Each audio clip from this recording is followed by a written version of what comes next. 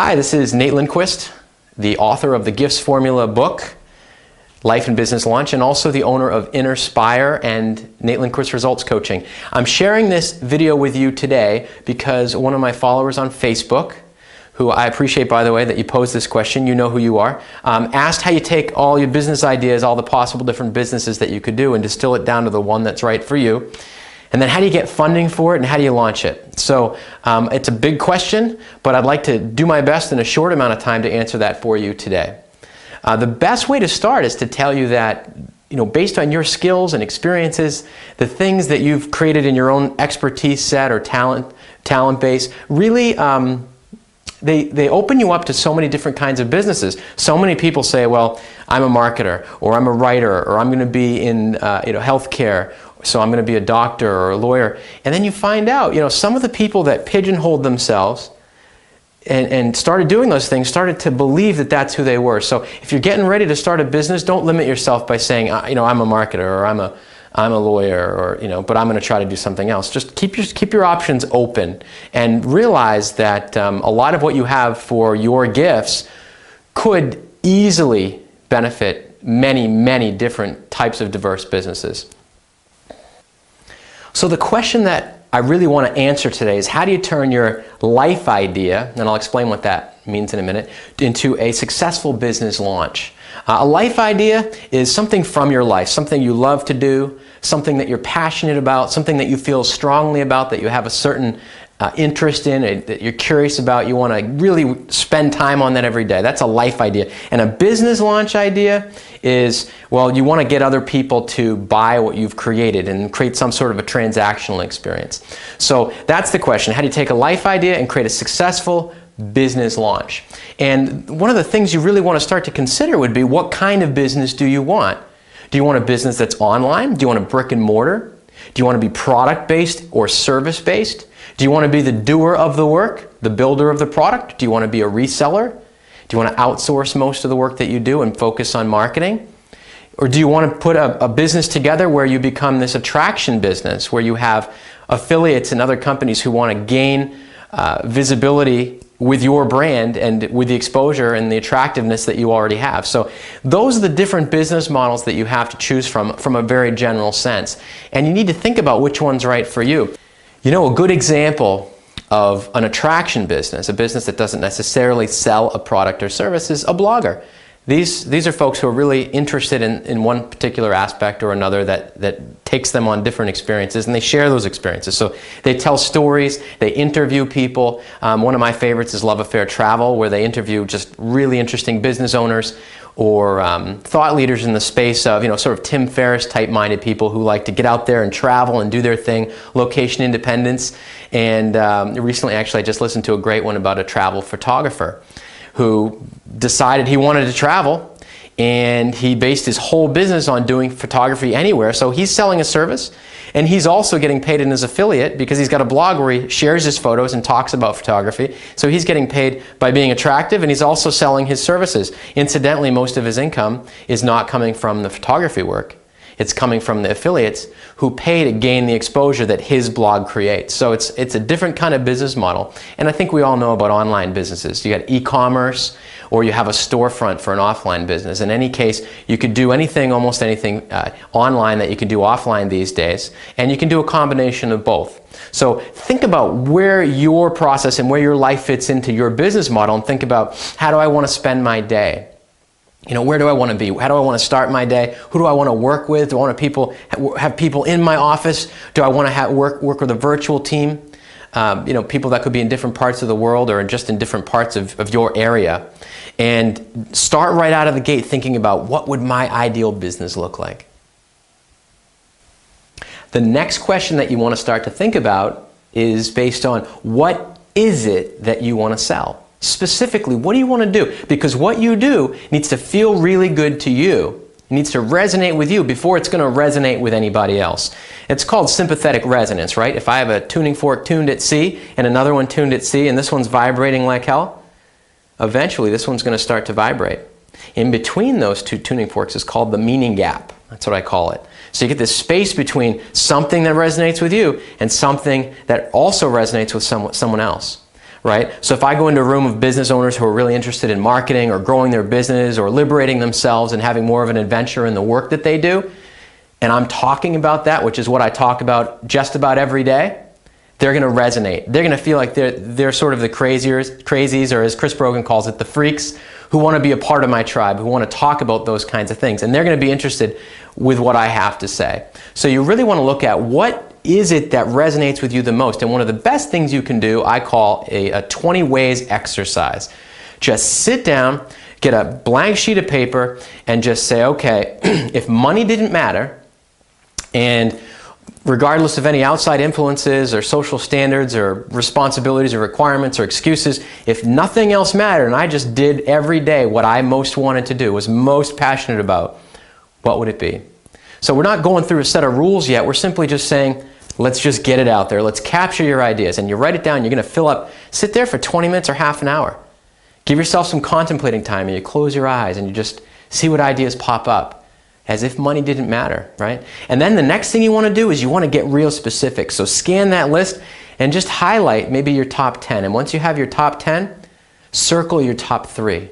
And once you have your top 3, go through what I call the DNA process. I'm going to give you the short version right now, but this is how the process works. You want to go through step 1. You want to say, what problems do you solve?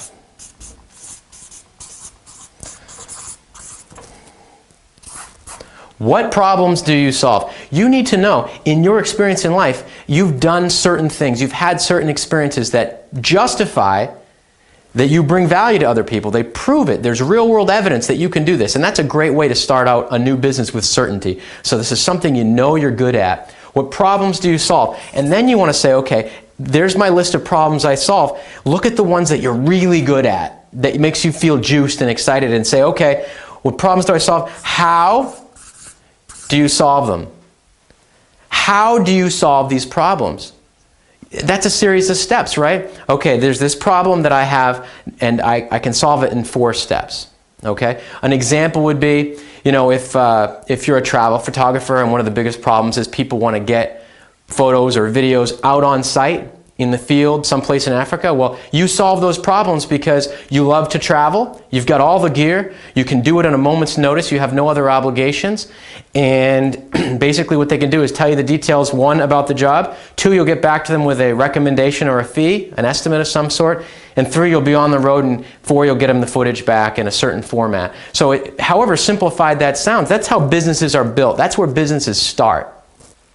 So what problems do you solve? How do you solve them? And then, once you've taken a close look at the problems you solve and how you solve them, you want to look at who do you solve those problems for? In marketing, people tend to overcomplicate this. They call it your target market or your target audience. What I'm going to say is, describe one person who you just had this complete entire experience of solving a problem, the problem that you're describing here for them. And we'll call this person your avatar, that one person. So describe it. Is she 42 years old? Is she a paralegal? Does she live on the East Coast of the United States? Does she have a certain number of kids? Does she have certain interests and habits and likes and dislikes?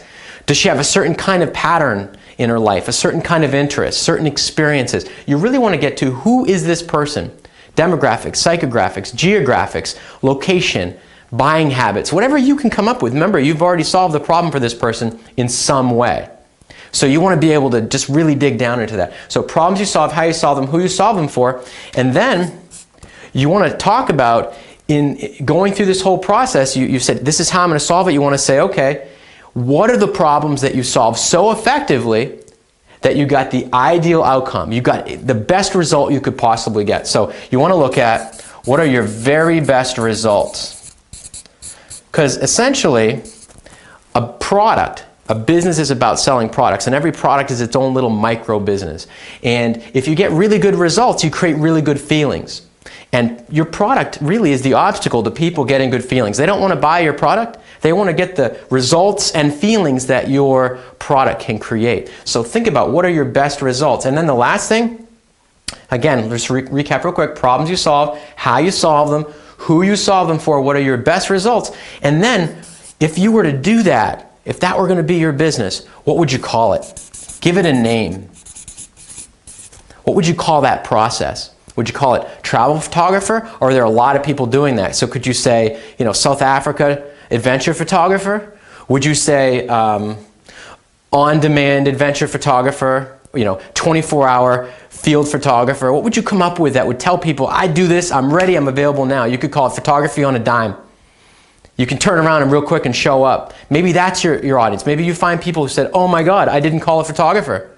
How do I get one? You're going to say, my name of my business is Photographer Now. Instant photographer will travel. There's a lot of things you could do. I'm just sharing those as an example because I don't know what your business idea is, but this is how you go through your DNA. Then you got a name for it. You know what to call it. And you want to really whittle that down as much as you can.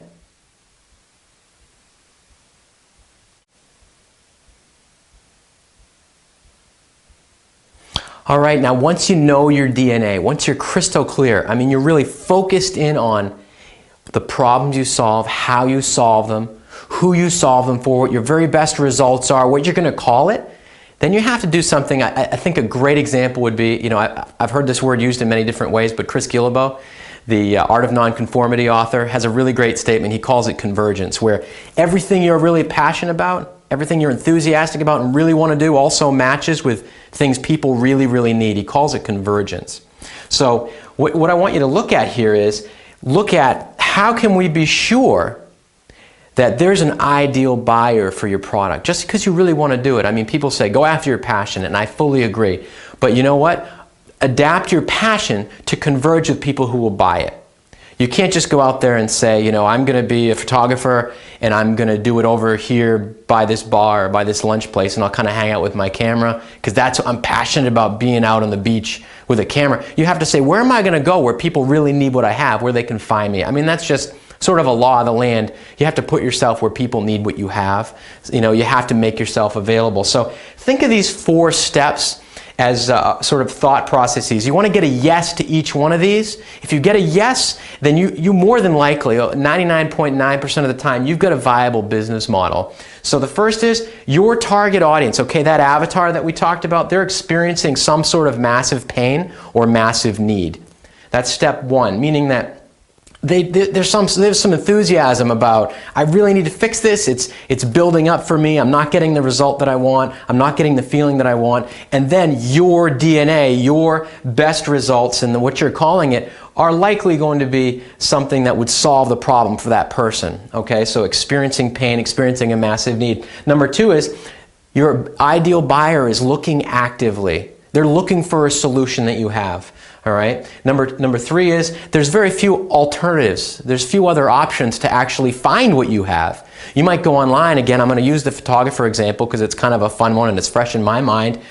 If you get a photography business and you go online, you say, I need someone now, and you find all these people, like I do wedding photography, or I'll do weddings, or anything that you need for all your photography needs, right? We've heard that kind of generic, non-niche marketing speak. That's not going to launch your business, right? That's not going to take your life idea. What it's going to do is going to take you a lot of time to meet with people and try to tell them what you specifically do. So you just got to get out there and say, I'm very unique and there's not a whole lot of people that offer what I do. I'll be on a plane tomorrow. Later tonight, no problem. I'm that guy, right? I got that filled, you know what I mean? My camera has its own special travel kit I'm ready to ship. I've got 2. One's in the mail coming from my last trip, and this one I can mail out. It'll be there when I get there. I'm ready to go on the road. So a few alternatives. And then the high number of targets. You want to have ideal targets. You want to know, a great way to think about it, Eben Pagan says, make sure you got 1 in 1,000 people in your target area. So if you're in the United States, make sure that 1 in 1,000 people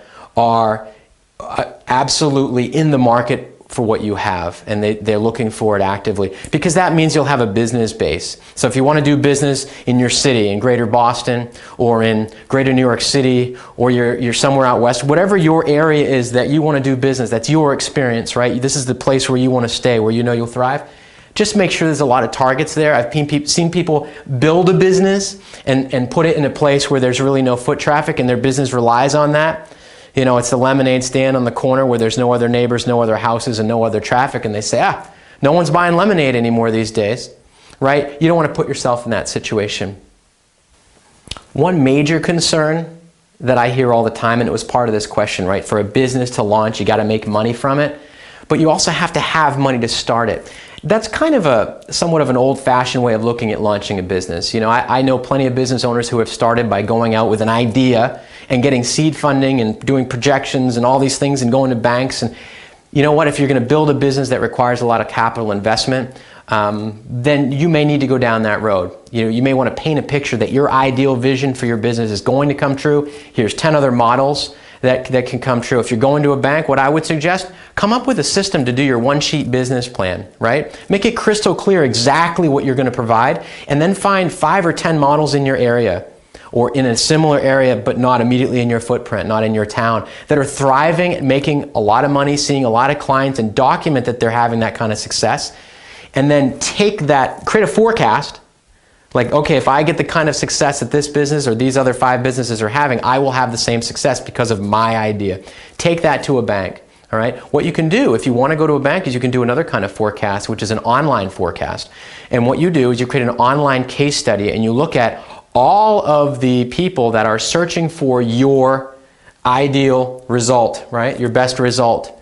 And you take that, you say, okay, right now there's 100,000 people in the Northeast, or 100,000 people in my city, or 100,000 people in X region looking for this product on a weekly, on a monthly basis. If I were to sell 1%, 2%, some believable amount of that to this group by being this attractive with this idea, then I can automatically assume I could put that picture in front of a bank with enough details and research backed up. You know, absolutely make sure you cite your research and you know your information better than they do. If you've seen Shark Tank, you got to know the information better than the people that got the money, or they're not going to give you any of theirs. They're not going to want to invest in your vision. You have to make them believers. All right? So you can give them your forecast, again, with an online study, and you could then also get funding from the bank. I've done that more than once. But really, to me, the ideal way of funding a business is self-funding it. And that means winning in advance, actually going out there and creating a testing situation where you actually find out, do people want what you have to offer? Putting your very, very best value in front of people, your best offer, what I call giving people massive value at zero cost or very low cost, to the point where there's this very little perception of risk in doing business with you. You literally, one technique that I use on a regular basis is you create landing pages. And again, you create a landing page specifically to put your best offer on that page, and you give people the ability to opt in, to say, I'd like to learn more, I'd like to have some of that, that's me, that's important, that matters, instead of, who cares, I don't understand, it's not specific enough, there's plenty of alternatives, right? You want people to look at these. A landing page, by the way, as an example, is a single web page that has a product offer of some sort on it, and you can opt in. And opting in is giving your name and email address. If you do that for your product, you can come up with maybe 3 to 5 or even 10 different catchy pages, and on each page you can say, let me give you an example here. You could actually say, okay, I want to have a landing page, and I've got these amazing flying shoes, right? And I want everyone to experience flying shoes, but I'm not sure that anyone's going to believe that. So what I'm going to do is I'm going to have a little video here of someone heading out of town wearing my flying shoes. And I'm also going to have, some onlookers just to show that there's other people watching the people experiencing my flying shoes. And then I'm going to say there's only a limited number of pairs of those, so just put in your name and your email address and hit submit. And I'll tell you a little bit more about how you can experience flying. So that's a landing page. And maybe people see that and they think, I already have a pair of flying shoes. I don't really need that. So maybe you're going to do another landing page. You're going to try this instead. And you're just going to talk about, we have a variety. We know you have a lot of flying shoes, but we have all the different colors of flying shoes that you could ever ask for. Here's our top colors. Aren't those beautiful shoes? We're going to have a video, how we color them, how we dye them, how they're green, how they're all natural shoes, and we're going to focus on the natural and multicolored varietal shoe option, right? So maybe that's not the big offer. Maybe it is. These are shoes for people with really big feet. And maybe we have all those different options, but we want to find out, what do people really want? So in this case, there'll also be another, let me put in your name, put in your email. Let's find all about how, I'm just going to send you your information kit, free report, whatever it is, something that's got a lot of value. I'll send you 1 pair for free, provided that if you like them, you'll agree to buy 10 within the next 7 days. I mean, I could do that, right? But I want you to experience them for free, and if you don't like them, you can send them back. There's a money-back guarantee. So you test this. You've got this flying shoe business that you want to start. You go out and you put website pages out there that get people excited about your product, and you find out which ones get them most excited. And if you do that enough times, even if you haven't built the flying shoe yet, even if you don't have the business started yet, you have a client base. You have people that are already ready to buy or ready to get information about your product. And you can start at that point deciding price strategy, location, distribution, how you want to price out your whole business model, where you want to put it, how you want to sell it, what the most important messages are. You can win in advance. So funding really comes from creating a bunch of value, making sure the right people can find it, and then giving them that value that you promise. This is Nate Lindquist from Innerspire and Nate Lindquist Results Coaching. I hope that you found this helpful. You can apply this thought process to any business, whether you have one or you're getting ready to launch one. Take your life ideas, not just business ideas. Don't trade time for money. Do something exciting. And by the way, if you're thinking of launching the flying shoes, I will absolutely put my name and email address in. Talk to you soon.